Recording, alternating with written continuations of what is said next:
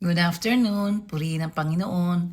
Muli ay nandito tayo ngayon upang pag-aralan, spread natin yung words of God, the Genesis chapter 14. Okay? So, ano ba yung nilalaman ng Genesis chapter 14? Ang Genesis chapter 14 po ay tungkol kay Joseph, nang inexplain niya yung panaginip. She is, tinatawag po siyang Joseph the Dreamer. Siya po yun. Joseph the Dreamer. Opo. So, start na po tayo. Since St. Valentine po, kung makikita nyo, sinurprise po ako ng asawa ko. Andito po kami ngayon sa hotel at sinurpresa po niya ako. Binook niya. Celebrate the Valentine's Day namin. Okay po? So, yun nga po. Ang Genesis chapter 40 is about sa pagpapaliwanag ni Joseph tungkol sa mga panaginip. Okay? In book of Genesis chapter 40, we see Joseph in prison after being falsely accused. While there, he meets two officials, the cupbearer and the chief baker, who both have troubling dreams. May mga panaginip na hindi maganda, kaya ikinonsulta sa kanya. Joseph tells them that interpretation belonged to God. And through God's wisdom, He correctly interprets their dreams. Everything happens exactly as Joseph said. However, after being restored, the cupbearer forgets Joseph, leaving him still in prison. Okay? So, what are the lessons? Ano ba yung nakukuha natin dito sa chapter 40?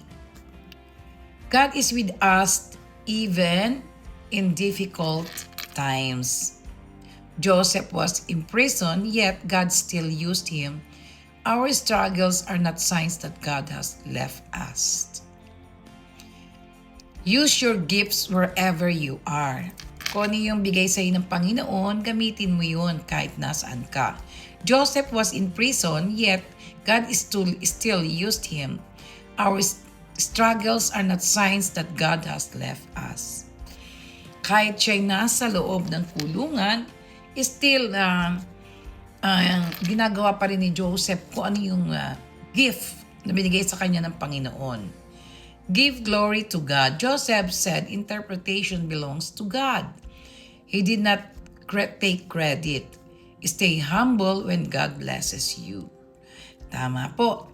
Kapag tayo ay nagiging successful sa lahat ng bagay na ating ginagawa, always give glory to God, not to ourselves. Because we know very well that we cannot do that without God's help or blessing. Joseph said interpretation belongs to God and he did not credit. Yun nga po yun. Not everyone will remember your kindness. Kahit tumulong tayo ng tumulong sa kapwa natin, but still, they will forget that. Hindi nila yan maaalala. Hindi katulad sa Panginoon, kapag gumawa ka ng mabuti, ang Panginoon ay mamamalagi sa iyo. He will stay to you forever and He will bless you. Totoo yan. Delay is not denial. Joseph remained in prison 2 more years after this, but that delay was part of God's perfect timing.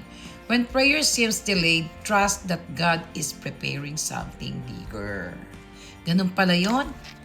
Kaya huwag tayong maging mainipin. Kapag mayroon tayong hiningi sa Panginoon at ito hindi niya naibigay agad, huwag tayong magmadali. Huwag natin siyang apurahin at huwag tayong magdaramdam sa Kanya. Dahil isipin natin na meron siyang magandang plano para sa ating lahat. Yun po yan. So we can apply all what we have learned in the Bible. We can apply that in our real life. Okay? Genesis 40 teaches us to stay faithful, patient, and humble. Even when we are forgotten by people, we are never forgotten by God. Yan po yan. Okay? So, napakaganda po ng istorya na to at napakadaling ikwento. Kapag may nakausap po kayo ng tao, pwede niyo po yan i-share sa kanila kung ano po ang nangyari or nilalaman ng Genesis chapter 40. Okay? Let's pray.